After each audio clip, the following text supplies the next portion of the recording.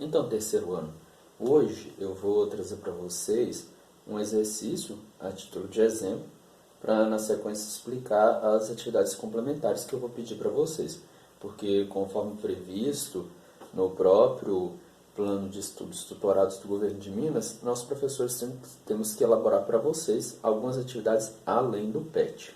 Pois bem, aqui a gente tem uma atividade de múltipla escolha sobre a Primeira República, principalmente na questão econômica. Então vamos lá. O crescimento industrial paulista data.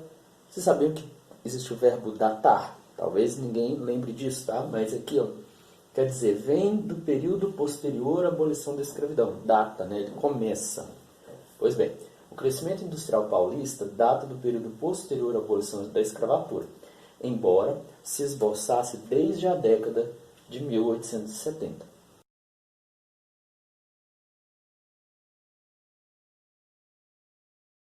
Interrelacionadas: o setor cafeeiro e os imigrantes.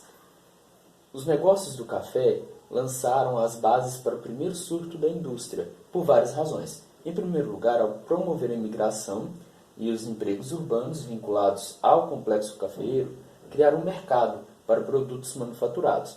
Em segundo, ao promover o investimento em estradas de ferro, ampliaram e integraram esse mercado. Em terceiro, ao desenvolver o comércio de exportação e importação, contribuíram para a criação de um sistema de distribuição de produtos manufaturados. Por último, lembramos que as máquinas industriais eram importadas e a exportação do café forneceu os recursos em moeda estrangeira para pagá-las. Vamos lá. Então a gente tem um elemento aí que é a questão do imigrante, que se por um lado ele era mão de obra, ele trabalhava nas lavouras de café, ele também era consumidor, diferente do escravo. A capacidade do escravo comprar, consumir no mercado era muito pequena, era muito raro o escravo ter condições de participar do comércio enquanto consumidor. Também fala da infraestrutura. Então, para se chegar aos cafezais, depois para levar isso para os locais onde seria processado esse café, até virar o pó de café a nível de exportação, foram abertas estradas, ferrovias, construção de galpões. Então você tem toda uma infraestrutura que foi sendo melhorada para a produção de café e que depois vai ser aproveitada para outras formas de indústria.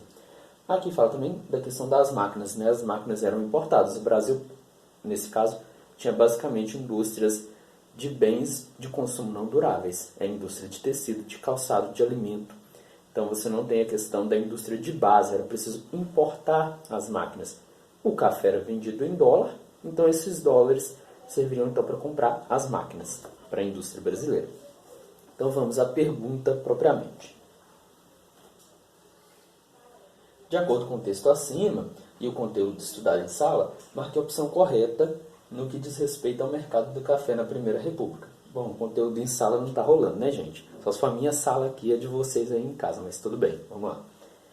Pode-se perceber que cafeicultores e empresários, agricultura e indústria eram setores antagônicos na época. Antagônico quer dizer contrário, nem choque. Não é o caso, né? Porque muitos empresários do ramo do café é que investiram, até proporcionaram empréstimo para a instalação de indústrias. Então não eram exatamente contrários. As medidas ligadas ao convênio de Taubaté não afetaram as finanças públicas. Lembrando aí dos vídeos sobre economia, o convênio de Taubaté era um mecanismo pelo qual o governo comprava o café que não estava sendo exportado, que os cafeicultores não conseguiam vender.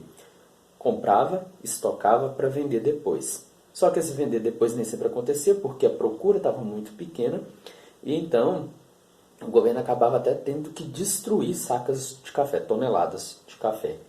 E para comprar todo esse material, o governo teve que pegar dinheiro emprestado, né? Isso fez um desequilíbrio, causou um desequilíbrio na balança comercial.